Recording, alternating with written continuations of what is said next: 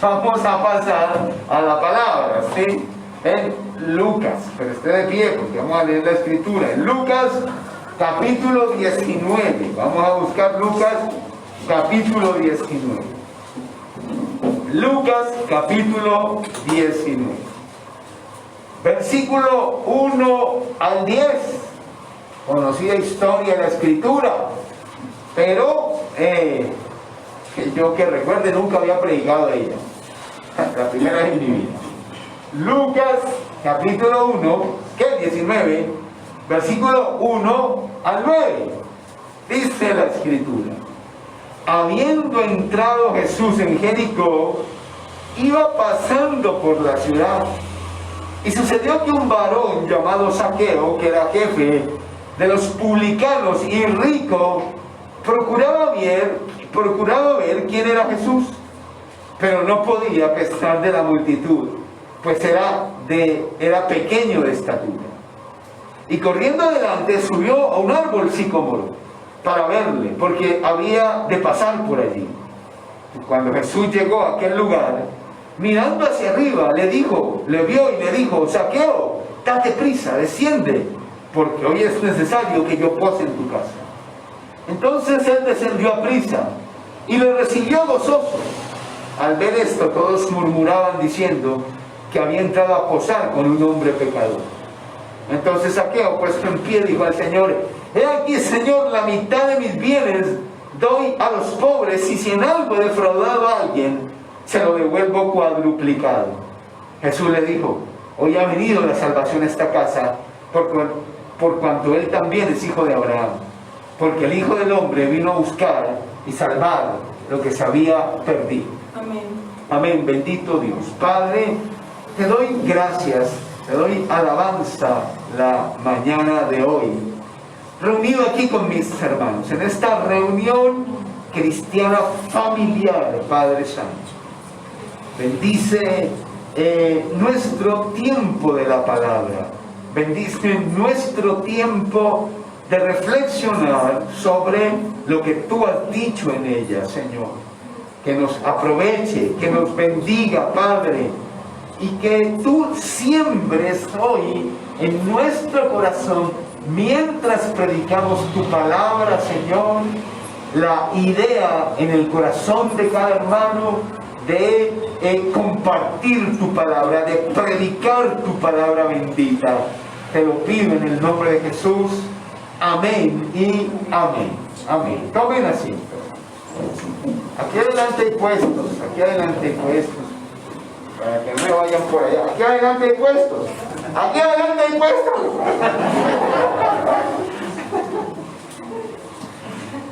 Yo todo amable y no me hacen caso. Aquí adelante hay puestos. Hay 4, mire, precisos. Los estaban esperando. Bueno, hermanos, vamos a hablar entonces hoy de Jesús y Zaqueo. Jesús y Zaqueo. Figúrese que vamos a dejar a un lado el tema sobre las crisis, para que no se me vuelva usted, Camilo, aquí abajo hay puestos, venga. No, arriba no hay nadie, venga. Y Leila, para Leila. Ah, aquí está, dígale que aquí hay uno. Que baje esa señora. Bueno, eche para atrás, ya. Eso lo editamos en la grabación, lo editamos. Miren que entonces vamos a dejar atrás el tema de las crisis, los problemas, las dificultades, para que no se me vuelva usted muy consentido, ¿no? Sino que usted también debe comprender que tiene sus responsabilidades cristianas. Esas responsabilidades cristianas incluyen el hecho de predicar la palabra de Dios. Estamos en ese año buscando hacer énfasis en esto y que usted comprenda que debe hacerlo, ¿no? Porque no podemos llamarnos una iglesia bíblica como la que queremos ser si nos guardamos el mensaje y la esperanza que Jesús ofrece.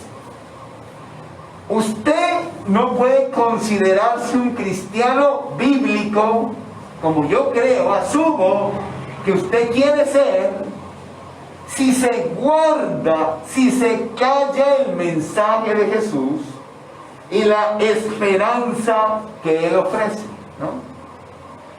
Desafortunadamente, la mayoría de nosotros no tenemos en cuenta esto por varias razones.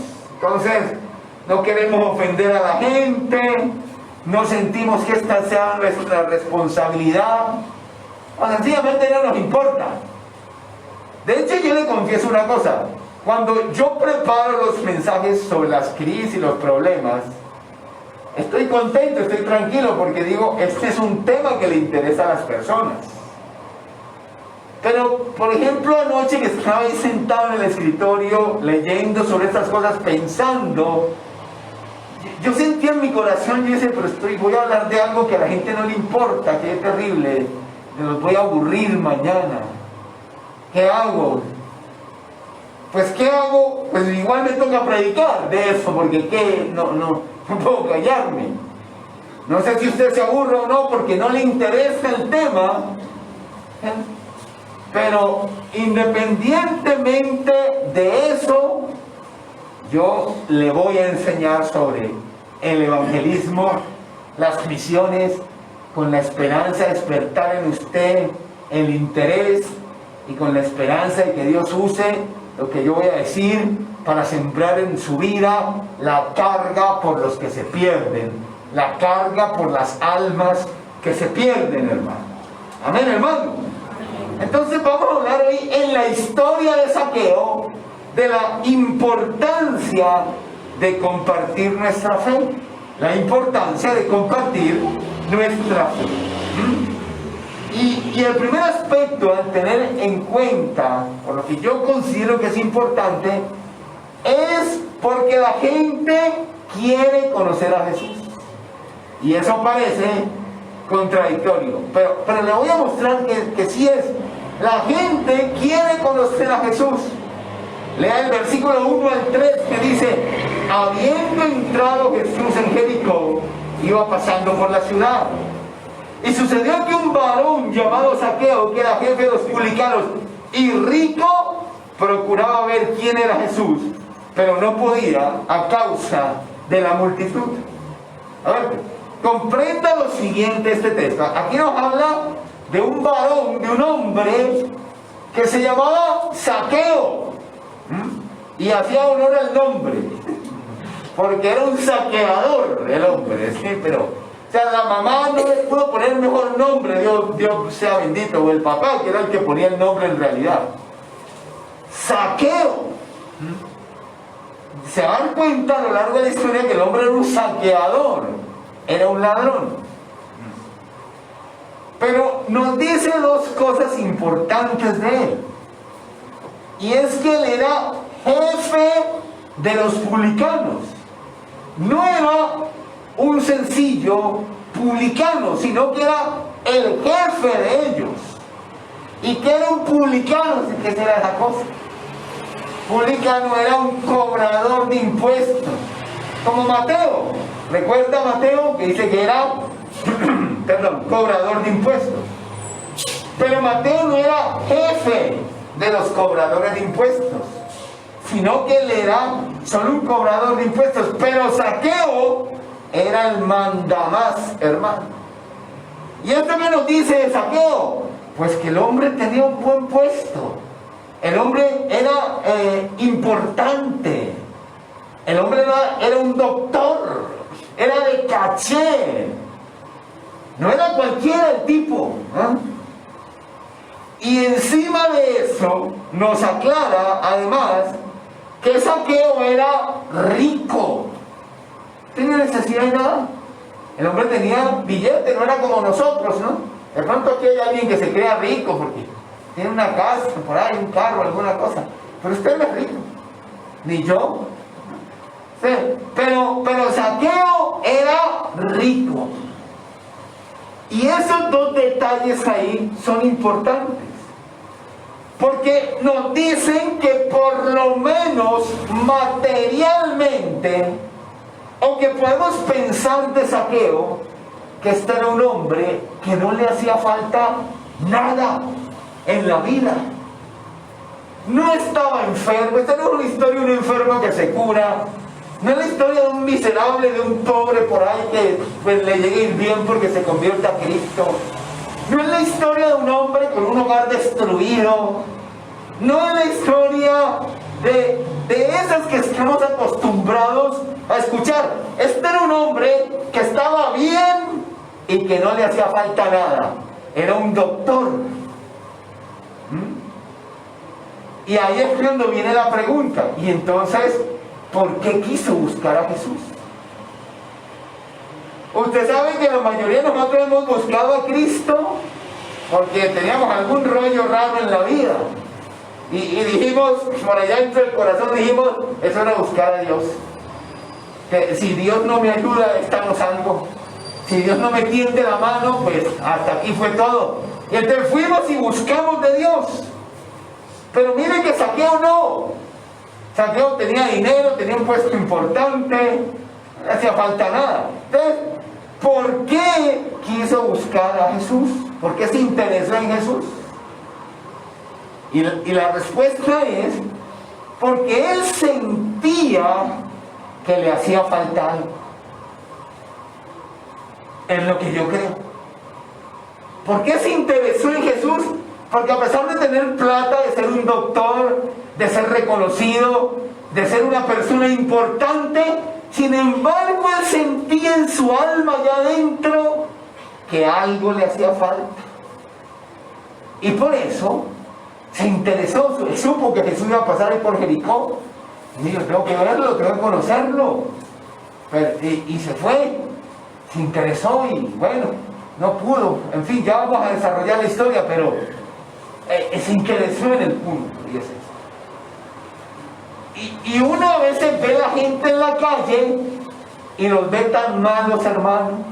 Los ve haciendo tantas cosas, los ve haciendo tantas injusticias, que uno se desanima y dice, pero esa plaga que va a querer buscar de Dios. Lo último que esta gente querrá será acercarse a Dios, porque aman sus mentiras, aman sus robos, aman sus fornicaciones, aman su boca sucia, aman todo lo que hacen. Y entonces uno dice, pero ¿cómo va a querer esta gente buscar de Dios? Ni para qué le predicamos. Pero lo cierto es que ya dentro del corazón del ser humano hay esa necesidad de Dios. Lo que pasa es que está mal enfocada y ellos la buscan, la ubican de otra manera, hermanos. Entonces son religiosos.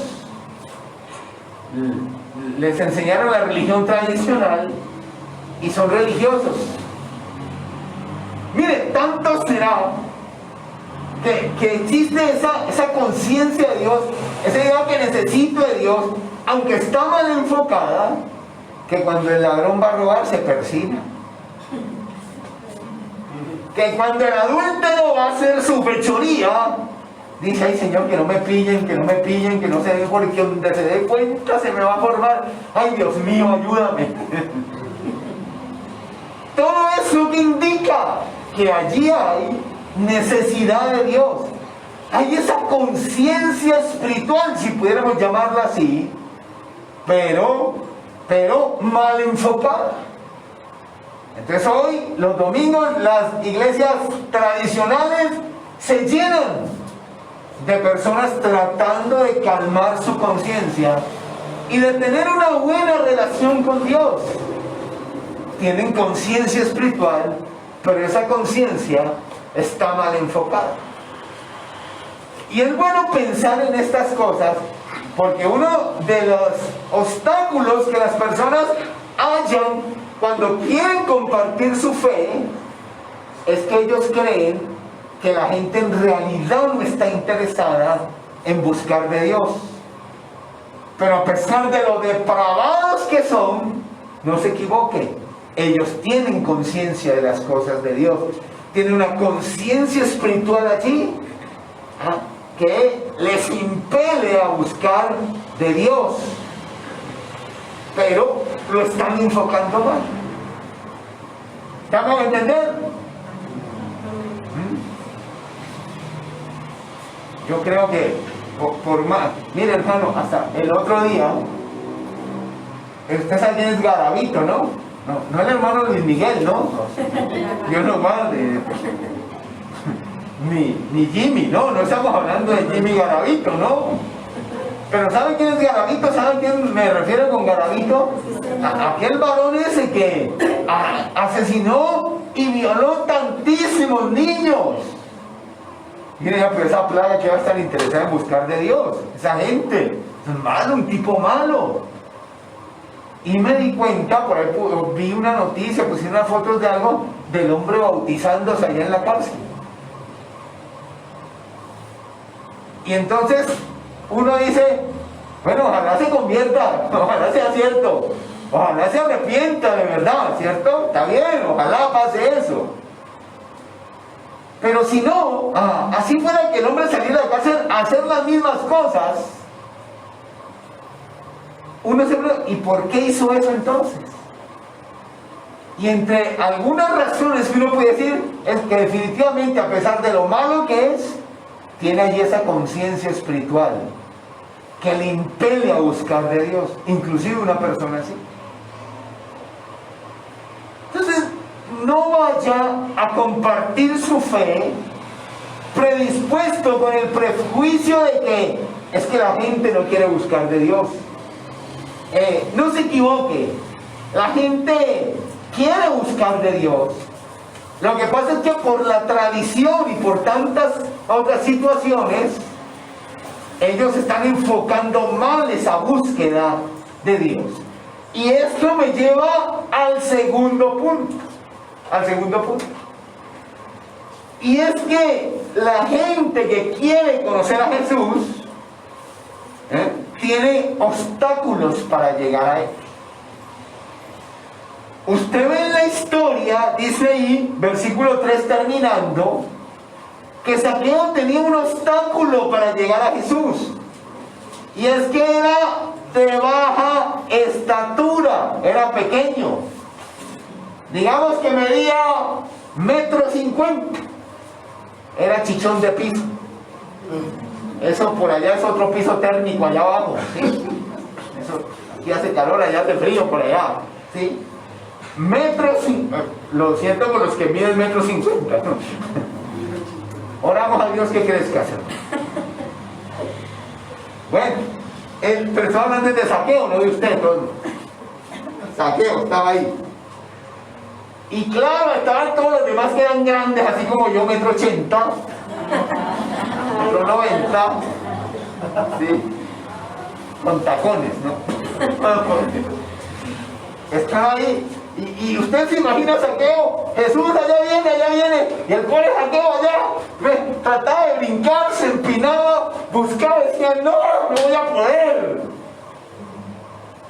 Y entonces dijo, pero algo tengo que hacer, porque yo no voy a dejarme a perder esta oportunidad. Y fui y se buscó un árbol, dice, nos describe que el árbol era un sicomoro. Vaya Dios a saber qué tipo de árbol es ese. Pero era un árbol. Y dijo, me voy a trepar al árbol.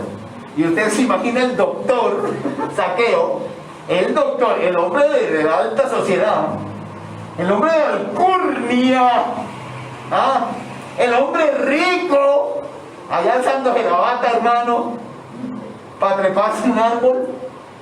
Pero él le dijo, no, yo tengo que conocer a Jesús, tengo que verlo, por lo menos. Se alzó la bata, se la amarró, se trepó al árbol y allá estuvo pendiente de ver a quién pasaba Jesús. Pero el punto es que don Zaqueo tenía un obstáculo que al final él superó por el mismo interés que tenía de buscar a Cristo.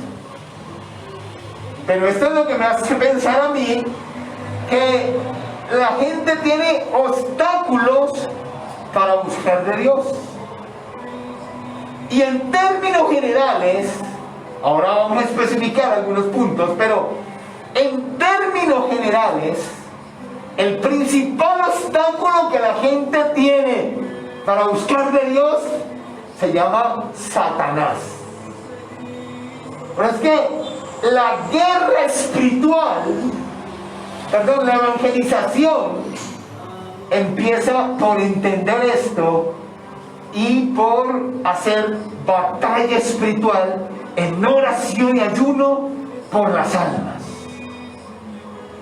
El creyente que no comprende esto, que su esposo inconverso está atado del diablo, que su esposa inconversa está atada del diablo, que sus hijos, que su vecino, que su amigo está atado de Satanás, y que por eso es que no se convierte, si no lo comprende, está perdiendo la mitad de la batalla. Tiene que comprender eso, que ahí está el reino espiritual, y que el diablo de ninguna manera quiere que la gente se convierta a Cristo. Y entonces el que es experto en emboscadas, experto en artimaña, nos dice la Biblia, hace una cosa y otra para evitar que el creyente cumpla con su misión y que la gente se convierta a Cristo. Hace esas cosas. Tienen que entender eso. El apóstol Pablo dice: el Dios de este siglo cegó el entendimiento de los incrédulos. Hablando de cómo hay ceguera espiritual, por eso la gente no puede ver la luz de Cristo, porque el diablo los ha enceguecido, no les permite ver. Y no podemos olvidar este punto. Por eso es que antes de que una persona se convierta a Jesús, hubo alguien peleando por esa alma en ayunos y oraciones.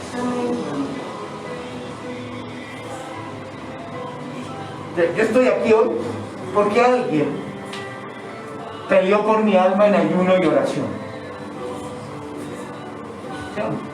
Y usted, eso no fue solo, ay no, que me hablaron, me convencieron y me vine, no. Hubo ahí una batalla, una lucha que alguien dio por su alma. Alguien que sí le interesaba el tema. Alguien que amó su alma. Alguien que dijo: no, yo no puedo dejar a mi vecino así, no puedo dejar a mi hijo así, no puedo dejar a mis hermanos así. Yo tengo que orar por ellos, tengo que ayunar por ellos. Y se puso y reprendía, Señor, Padre, ayúdame, que el diablo suelte a mi esposo, que el diablo suelte a mis hijos, en el nombre de Jesús. Reprendemos a Satanás, desata las vidas, quítale la ceguera. Alguien hizo eso por usted. Esta persona usted o la conoce o no la conoce, no importa, pero alguien hizo eso por usted, por su vida, hermano querido. Es una cosa que hay que comprender. Y a partir de ahí ya es cuando uno entra a esta segunda parte de las cosas. Y es que existimos para ayudar a la gente a acercarse a Dios, y eso implica ayudarles a vencer los obstáculos que ellos tienen para acercarse a Cristo. Pero antes de contarle eso, mire, usted sabe, le he contado, yo me convertí, tenía 17 añitos, un bebé, hermano, un chiquito lindo yo, hermano, 17 añitos. Yo era un pelado así como cualquiera y eso. Bueno, y para que usted vea esto de Satanás como es. Y yo tan pequeño, lo único así, por donde yo creo que el diablo me hubiera agarrado duro a mí, es que a mí me gustaban muchas las cosas de la brujería, de la magia. Y yo leía libros de eso. Y ya así de chiquito, hacía rituales allá en mi casa. Todo loco, hacía rituales allá en mi casa. Y mientras yo estuve en eso, normal, yo hacía mis cosas, prendía mis velas, amarraba mis cintas, porque era lo que hacían los libros. Bueno, vino aquella joven, aquella adolescente que me compartió el evangelio a mí, oró por mí, me predicó y yo me fui para la iglesia. Y a mí no tuvieron que insistirme mucho. Yo de una vez, el primer domingo que fui ahí me quedé, he estado asistiendo casi todos los domingos, el 99% de los domingos a la iglesia desde hace 30 años. Y a mí empezaron a pasarme cosas raras. Entonces lo primero fue que yo tengo en cuenta así, me empezó a dar eso y a mí nunca me había pasado eso, pero apenas me convertí, me empezó a dar eso que uno está dormido y siente como si le cayera algo encima aquí, ¡pum! Y que usted no puede gritar, no puede respirar, queda paralizado en la cama. ¿Le ha pasado eso? ¿Sí le ha pasado? Bueno, a mí, antes de convertirme nunca me pasó. Fue que me convirtiera y yo conté 3 veces en meses que eso me sucedió. ¿Y cuál es la explicación de esa? Es que alguien había estado batallando por mi alma. Pero Satanás estaba actuando contra mi vida para que yo no me acercara a Dios, para que a mí me diera miedo, para que yo tuviera temores. Pero le salía mal la jugada, porque entre más me pasaba eso, más me aferraba yo a Dios. Porque eso me indicaba, cuando eso me empezó a pasar, yo dije, yo voy por el camino que es. Así es la cosa. Y puede que usted se convirtió y nunca sintió el pum aquí, pero tenga por seguro que Satanás va a hacer cosas contra su vida para que usted no se acerque a Dios. Y para que usted no cumpla el propósito del Señor. Y eso se traduce en 1000 cosas que suceden alrededor de nosotros. Ahora, esto es una batalla, esto es una lucha. Ahora sí, a partir de eso, entonces, tome su misión de vida con el hecho de que usted es aquel que tiene que ayudar a las personas a superar los obstáculos que le impiden llegar a Cristo. Esa es su labor, esa es su misión. Ayudarle a su papá, a su mamá, a sus hermanos, a su vecino, a su amigo, al que conoció en la calle XYZ, a superar los obstáculos que le impiden acercarse a Dios. En términos muy específicos y más sencillos, esa es su misión. Hace un tiempo, eso que lo cogen uno a llamarlo a venderle cosas, mi celular básicamente solo suena para eso. De resto solo son mensajes de WhatsApp y cosas, pero cuando mi celular suena yo dije, ¿qué me van a vender ahora? ¿O qué me van a ofrecer ahora? Así pasa. Y yo noto una pregunta que le hacen a uno los vendedores, que yo creo que debería ser una pregunta que nosotros le hagamos a la gente, que veamos con el interés de acercarse a Dios. Y ellos empiezan, no, señor Núñez, sí, señor Núñez, sí, señor Edwin, no, ay, no, y lámbalo yo. ¿Es verdad que usted vende por teléfono, hermano? Jimmycito. Pero usted no es así, ¿cierto? Usted...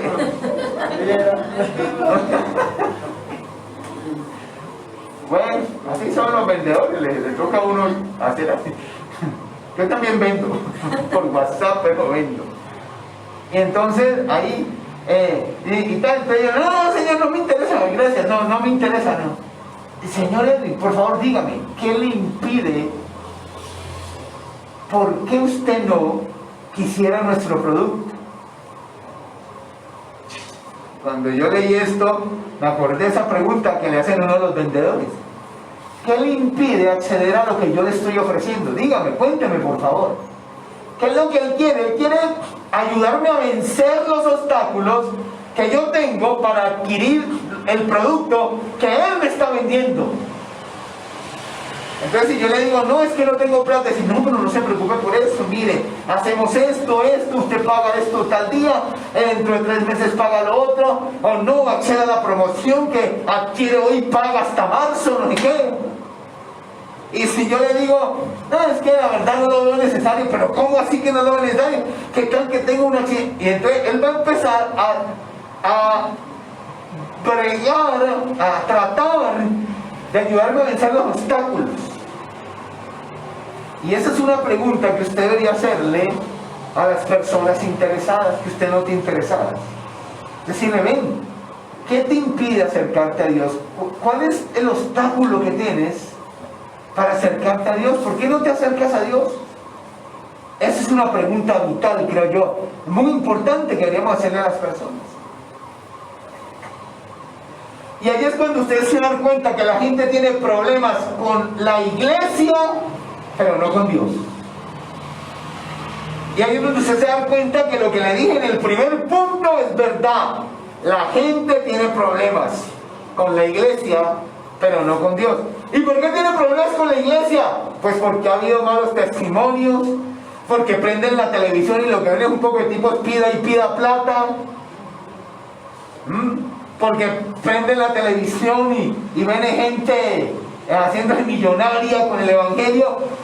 Y lo primero que van a decir muchos de ellos es, no, es que esas iglesias son unos negocios y esos pastores son unos ladrones todos. Y yo conocí a mi primo y ese era pobre y puso una iglesia y se volvió millonario. ¿Amén? Y ahí es donde usted tiene que, con la sabiduría del Señor, entrar a decirle, sí, es verdad, pero eso sucede, pero no todos los pastores son así. Ni en todas las iglesias pasa eso que usted ve. O de pronto la persona va a decir, no, es que pues yo soy muy malo y yo he hecho muchas cosas. Y ahí es donde usted tiene que entrar con la palabra y con sabiduría a decirle, no, mira, pero es que precisamente él vino a buscar a los enfermos, no a los sanos. Por ejemplo, ¿no? Pero propóngase, lo desafío, que si usted conoce a alguien o esta semana tiene la oportunidad de predicarle a alguien y la persona se muestra interesada, pero usted lo ve en esa lucha, haga esa pregunta: ¿qué es lo que te impide? ¿Cuál es tu obstáculo? Porque usted comprende que como cristiano su labor está en ayudar a la gente a vencer esos obstáculos y que las personas se acerquen al Señor. ¿Dicen amén? Tómelo así, de esa manera. Si no logra comprender eso, que usted tiene que ser un testigo, un embajador, un no sé qué, un si más, y eso diga, ya entiendo. Lo que Dios me mandó a hacer fue ayudarle a la gente a vencer los obstáculos. Usted es como un vendedor, pero usted es un vendedor de esperanza. Usted es un vendedor de buenas noticias. Usted es un vendedor de la idea de Jesucristo, un vendedor de la idea de Dios.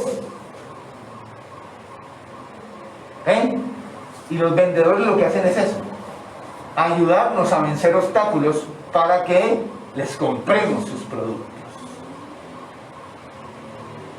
Bueno, hermano, amén, ¿están conmigo? Amén. Es decir, no podemos esperar sentarnos ahí, ponernos a orar y ayunar por la gente y sencillamente esperar a que ellos venzan los obstáculos. Tenemos nosotros que ir y ayudarles a vencer este tipo de cosas. Usted le dice, no, es que yo con Dios no tengo problema, pero es que esas iglesias ya son locos. Y esa gente, hermano, se vomita en los cultos, escupe a los otros, se revuelca en el piso, y eso a mí me da miedo. Y eso no es, yo no creo que las cosas de Dios sean así, dice la gente. Y ahí es cuando usted entra a ayudarle a vencer esos obstáculos. Y dice, sí, es verdad, eso puede que suceda en algunos sitios, pero no todas las iglesias son así. Ni en todas las iglesias usted ve ese desorden, esa gritería y esa situación. Y además es que eso está en contra de la Biblia. Usted con sabiduría y con la palabra de Dios entra a ayudarle a vencer obstáculos a las personas. Amén, hermano. Entonces mire, es importante nuestra misión porque la gente quiere buscar de Dios. Es importante nuestra misión porque la gente tiene obstáculos para buscar de Dios. Y tal vez la razón más importante es que es que nuestra misión es importante porque Jesucristo transforma vidas. Versículo 8 al 10 dice: entonces Zaqueo, puesto en pie, dijo al Señor: he aquí, Señor, la mitad de mis bienes doy a los pobres, y si en algo he defraudado a alguno, se lo devuelvo cuadruplicado. Entonces el Señor mira a Zaqueo allá, trepado en el árbol, el hombre con la bata arriba, trepado en ese árbol allá mirando para abajo, y Jesús se voltea y lo mira y le dice: ¿y tú qué? Bájate de ahí, porque hoy me voy a quedar en tu casa. Y el Zaqueo, yo creo que sintió un escalofrío en el cuerpo así: Dios mío, ¡ya voy! Y se bajó de ese árbol y se llevó a Jesús para casa, y ahí aparecieron los que nunca faltan. Dijeron: ay, allá está Jesús con los pecadores, ay, ya está Jesús metido con ese Zaqueo, que es una rata, que saqueador, ladrón. Eso no le importa. Fue disfrutando. Y fueron, yo creo que cenaron, comieron, hablaron, y después de hablar tanto, Zaqueo llega al cambio de vida, llega al arrepentimiento. Mire, si usted quiere ver un ejemplo claro de lo que es arrepentimiento, aquí lo tiene. Eso que usted ve en el versículo 8, eso es real arrepentimiento. El hombre dice: Señor, la verdad, yo he estafado a un montón de gente, yo le he robado a muchas personas, pero Señor, tú tienes razón, todo lo que me dices es cierto. Esas palabras han llegado a mi corazón. Ahora estoy dispuesto a quedarme pobre con tal de resarcir a todos los que yo he robado.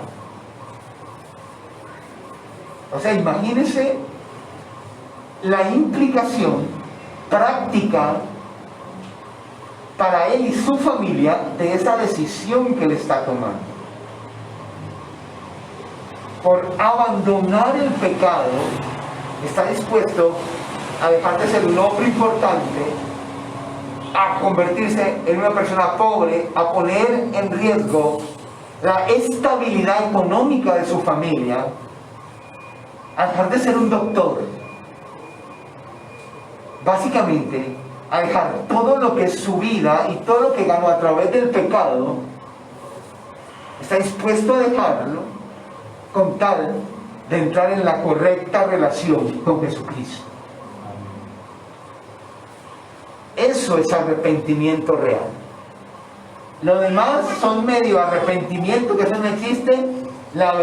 Lo demás es pura carne, hermano. Lo demás es puro mundo.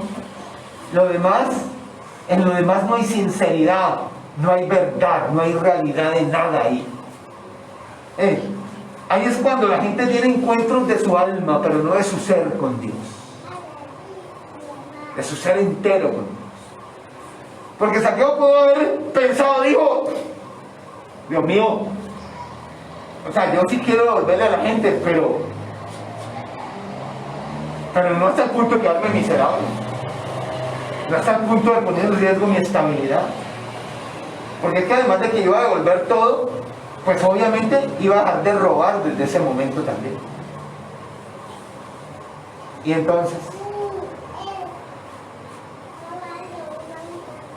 figúrense, dice: la mitad de lo que tengo se lo voy a dar a los pobres. Figúrense. Dice: y la otra mitad voy a usarla para devolverle 4 veces más a todos los que yo he robado. O sea, no solo les voy a devolver lo que les robé, les voy a poner ahí encima 4 veces más de lo que yo les robé. Entonces, la mitad de su fortuna se la gastó dándosela a los pobres, y la otra mitad se la gastó reparando a los que él había robado. Creo yo, ¿no? Es lo que me parece. Y si no se quedó pobre, por lo menos si puso en riesgo toda su estabilidad financiera. Eso es arrepentimiento. Que yo era un adúltero y ya no lo soy más, pero en absoluto. De hecho, ni vuelvo a mirar mujeres. Que yo era un mentiroso, pero ya ni más con eso. Que yo era un deshonesto, pero me aparto total y absolutamente de eso. Eso es arrepentimiento. Y eso es lo que pasa cuando una persona se acerca a Dios. Su vida es transformada, su vida es cambiada. No es la misma persona. Nadie que de verdad se acercó a Dios y se arrepintió volvió a ser la misma persona. Nadie. Es imposible acercarse a Dios y seguir siendo el mismo.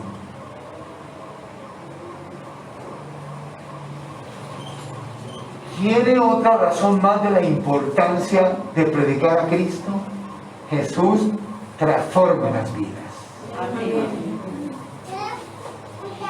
Nosotros lo sabemos y podemos guiar a la gente en eso. Podemos llevar a la gente a eso. El otro día estaba pensando que de ese centro de rehabilitación de allí, no fueron 2, son 3 los jóvenes que transformaron su vida a partir de eso que hicimos, de haberles sembrado la palabra. Hermano, y si Dios puede cambiar a los drogadictos, aquí el primer muchacho fue Darío, no sé si ustedes lo conocieron, Darío, ese era un chirrete, hermano. Lo que llaman chirrete, un ñero, recontrañero, así horrible, horrible, feo, flaco, llevado, cadavérico, ladrón. Y un día un amigo de él, que había sido así como él, le dijo, lo invito a una vigilia de jóvenes que va a haber en la iglesia. Y ese chirrete, feo, vino ese día a una vigilia de jóvenes que hicieron. Y estuvieron ahí toda la noche los muchachos orando, cantando y eso. Y al otro día ya no era la misma persona. Y empezó a ir a la iglesia. Después se apartó.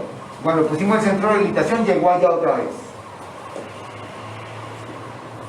Y hoy día, hace como 4 meses vino y está casado. Y está grandote así, inmenso, portachón. Y tiene una novia, una esposa que uno dice, mire, este salió cabilón, este salió general. Bueno, la esposa, según entiendo, profesional. Yo la vi, la muchacha simpática, y ese es feo, hermano. Ese salió feo. Pero horrible. No, mentira. No, tampoco es horrible, pero el hombre es feo, feo. No es como yo, ¿sí? Sino que es feo. Y la muchacha yo la vi simpática y así profesional y todo. ¿Saben por qué? Porque Jesucristo transforma las vidas. Amén. Eso, amén, gloria a Dios. Jesucristo transforma las vidas. Y ahí la importancia de que compartamos la fe con las personas. Entonces vamos a terminar ya y le voy a decir. ¿Por qué es importante que compartamos la fe? Porque la gente quiere buscar de Dios. Sáquese de su cabeza el prejuicio de que la gente no quiere. La gente quiere.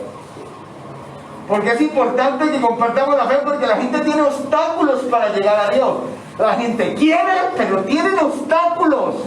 Y el principal es Satanás. Y después de Satanás, los argumentos y las ideas que tienen. Y por eso digo, su labor principal es ayudarle a la gente a vencer esos obstáculos.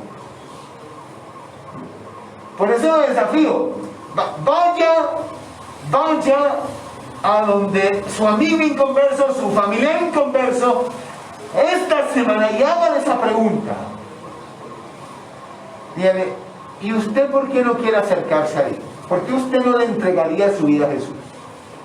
¿Por qué usted no sería un cristiano? Dígame. Escucha a la persona. Y ore a Dios por esos argumentos que la persona pone.